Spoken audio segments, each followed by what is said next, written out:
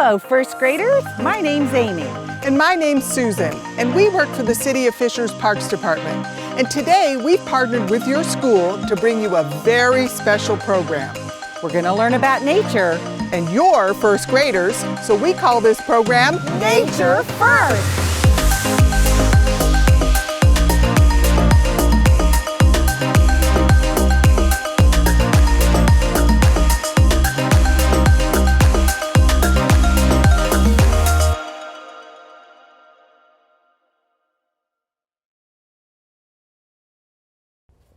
Hi, Nature First buddies. Susan and I are back in the forest at Ritchie Woods Nature Preserve. But it looks a little different from the last time we were here. Something's missing. The color green. You see, we're in the middle of winter, and the trees aren't making food with their green leaves right now. The trees aren't dead. They're just resting. We call it dormant, which means the trees are kind of hibernating for the winter. All the leaves from last year are here on the forest floor, starting to turn into that rich organic matter. But here at this maple tree, something exciting is going on deep inside. Inside this tree is an ingredient we can use to make delicious maple syrup. Let's figure out together how to get what's inside this tree into this bottle here. Let's head to the shelter.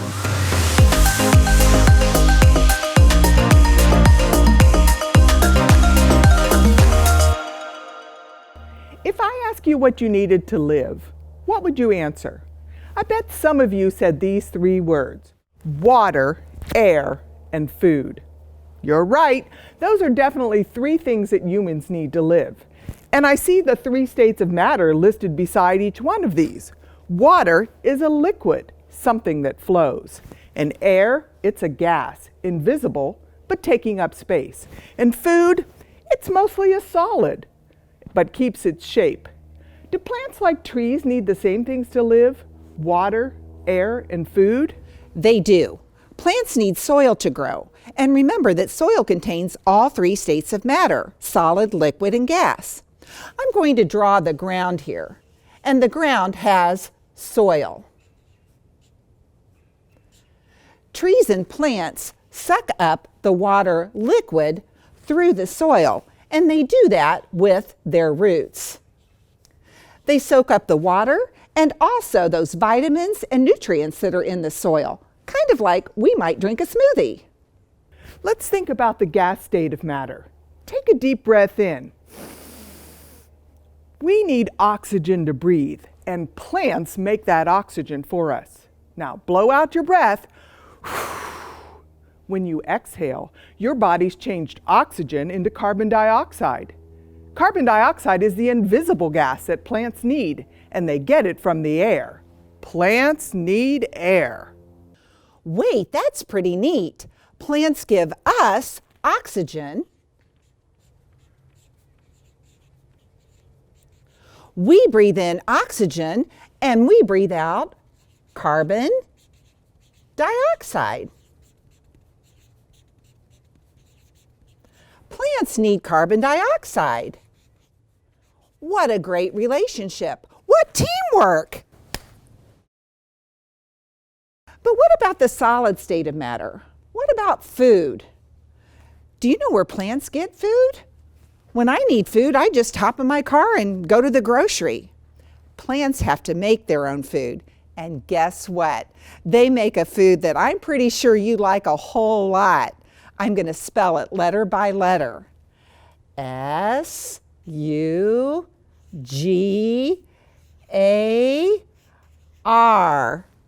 Sugar. Do you like sugar? I like sugar, but the sugar that the plants make is a little bit different. Plants like trees make sugar in their very own food factory. Can you guess where that is? I'll draw it for you. It's in their leaves. It's like they follow a simple recipe. Let's look at the ingredients a plant needs to make their food, sugar. Do you remember the green chemical in leaves? It's called chlorophyll. It's a special chemical that gives leaves their green color. We start in the leaf with the green chlorophyll,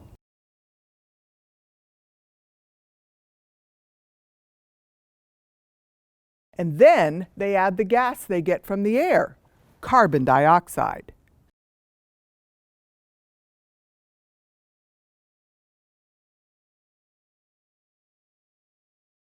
Next, they add in the water they took in from the soil.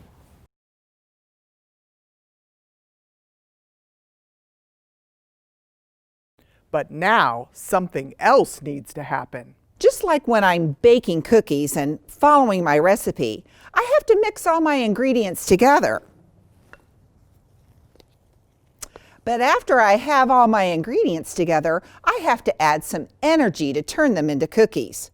Where do I put cookies to add heat energy to cook them? That's right, the oven. I have to put my cookies in the oven. So if a plant needs energy to turn all those ingredients, the chlorophyll, carbon dioxide, and water into sugar, where would a plant get energy? Do you know where plants get energy? The sun. Let's add it to our list of ingredients. Plants get energy from the sun.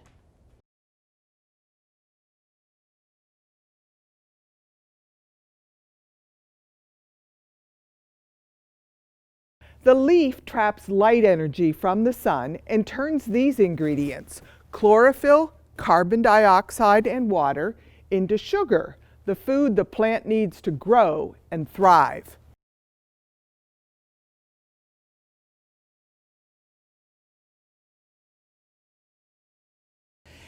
And there's something left over.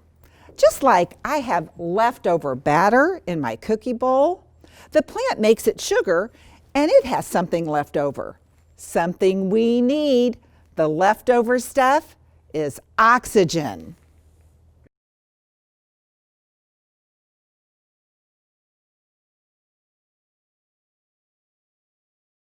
And who needs oxygen?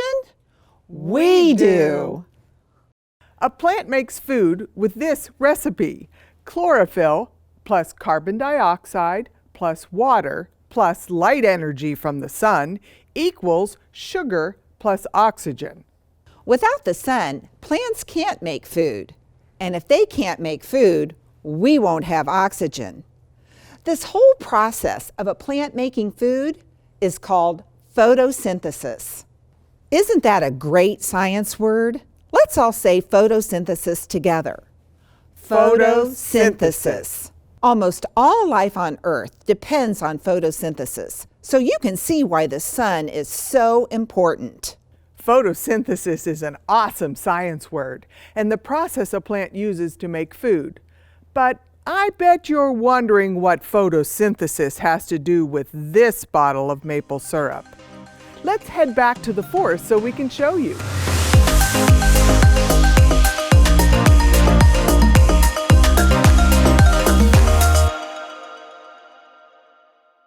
We're back at our maple tree.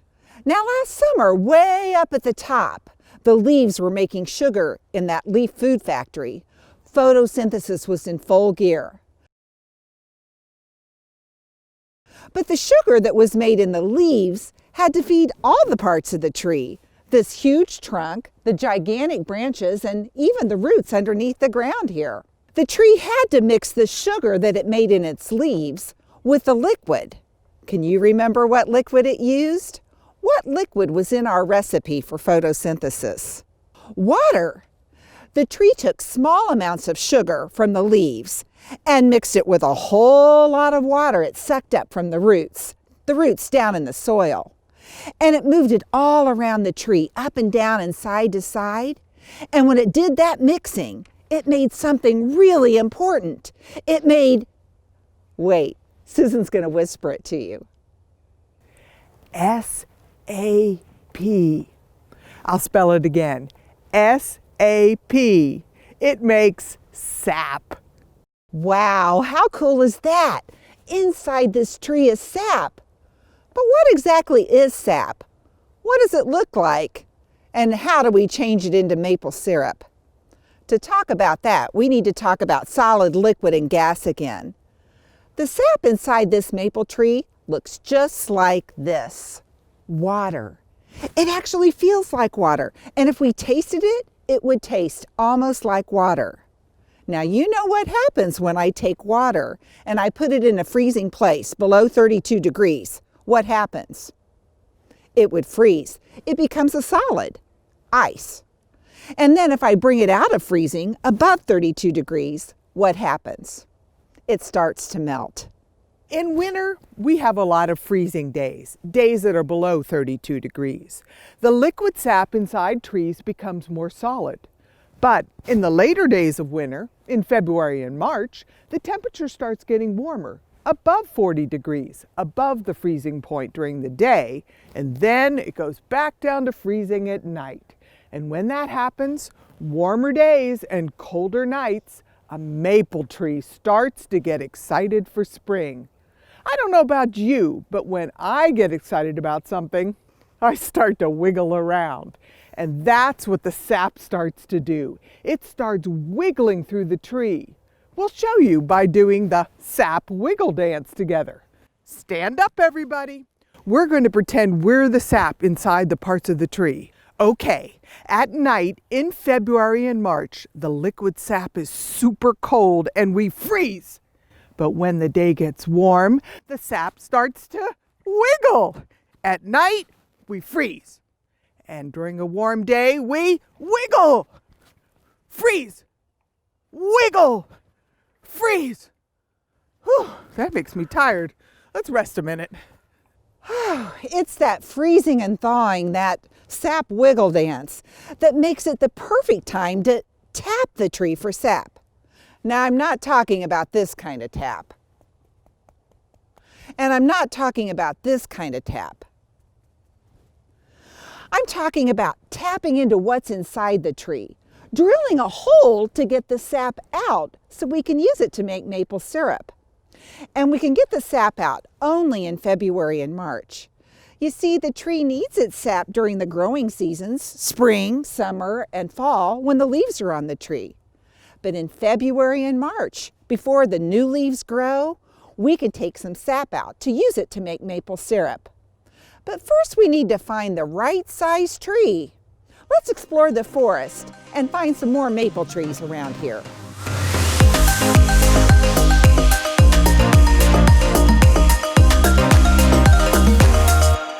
Sap is important to a plant, and it can't spare very much, especially when the tree's young.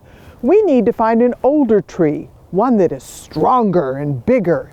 And to do that, we need to measure the distance around the tree. You see, as a tree grows taller, it also grows bigger around. And we call the distance around the tree trunk the circumference of the tree. To find the circumference of a tree, we have to use a special tool called a measuring tape. My measuring tape is divided into units called inches. For a maple tree to be able to spare some sap for us to use in making maple syrup, it has to be 38 inches around or larger. Remember, when you're measuring, you don't want to have any gaps or overlaps. Let me show you what I mean. No gaps means that your tape measure has to be smooth all the way around.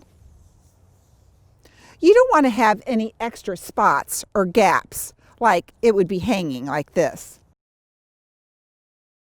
No overlaps means you have to start from your ending part, measure all the way around until it touches a number, and then round up to the nearest inch. Let's try a couple of trees around here and see which ones are big enough to take some sap from.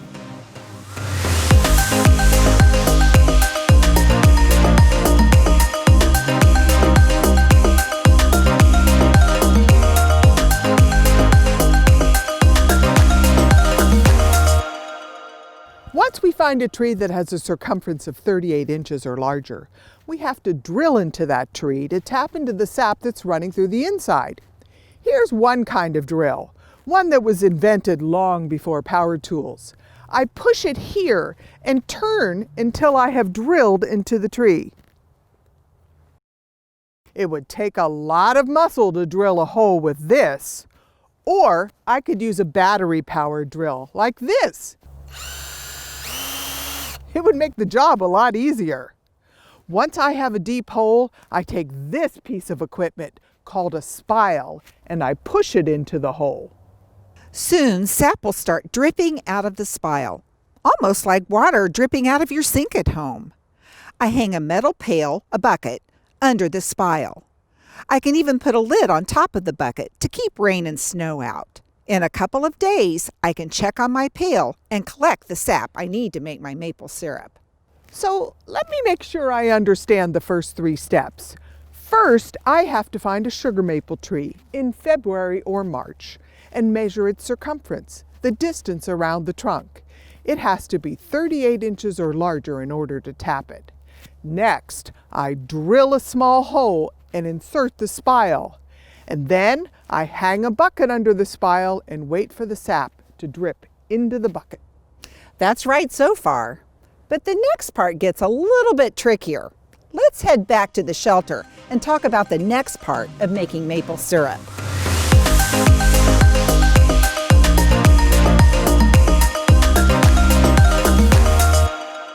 The sap we collected looks and acts like water.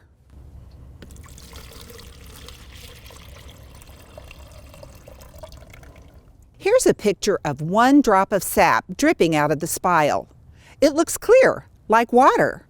In fact, if I took that one little drop and divided it into 100 little pieces, 98 of them would be just water and 2 would be the sugar part.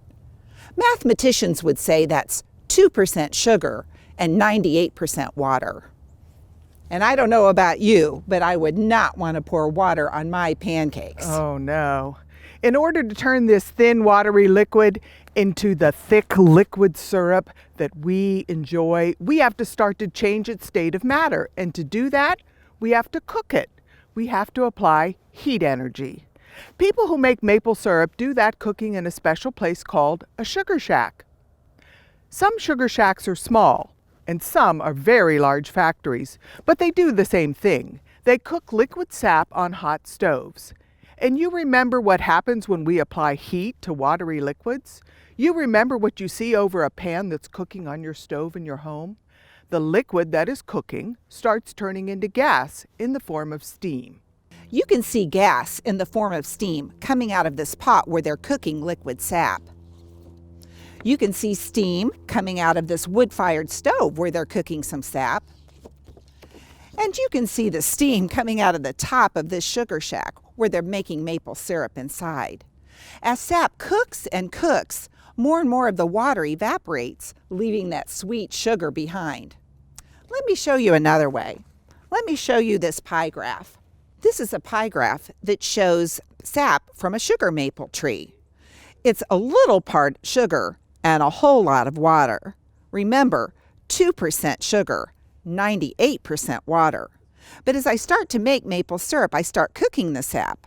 I cook and cook and cook. More and more of that water starts evaporating in the form of gas.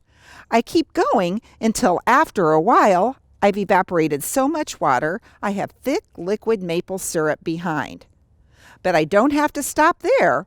I can keep cooking, more and more of the water evaporating until finally almost all the water is gone, leaving behind a rich, thick liquid that I can pour into molds and make into solid maple candy. Since the sap from a maple tree is mostly water, it takes a lot of sap to make a small amount of maple syrup. This is a 1-gallon container. You might have one of these with milk in it in your refrigerator. It would take 40 gallons of sap, 40 of these containers, to cook and boil to produce just 1 gallon of maple syrup.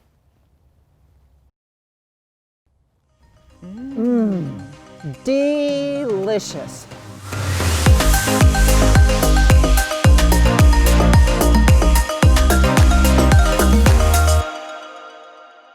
We don't know exactly who the first person was to discover that inside this maple tree was a wonderful resource, a wonderful ingredient that we can use to make maple syrup. But from old written records, we do know that the Native American people who lived in this area did make maple syrup and maple candy. I like to think about what they would have used to drill a hole in a tree, what they would have used to collect the sap, and how they might have cooked it over their campfire. And we do know from written records that the Native Americans taught the early pioneers, people who explored the area and then decided to stay, how to tap the sugar maple trees.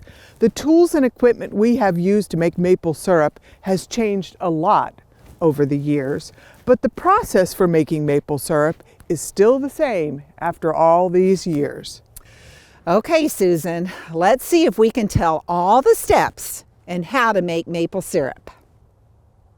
First, you have to find a maple tree in the month of February or March when the sap begins to wiggle and move into the tree, since daytime temperatures are getting warmer, but the nights are still very cold. Next, I have to measure the circumference of the tree to make sure it's old enough to give up some of its sap. The circumference is the distance around the tree trunk. It has to be 38 inches or larger. After that, I need to tap the tree, which means I drill into the trunk of the tree and put my spile inside. When sap starts to flow, I can collect it in the bucket. Once I have the sap, I cook the sap, which is mostly water.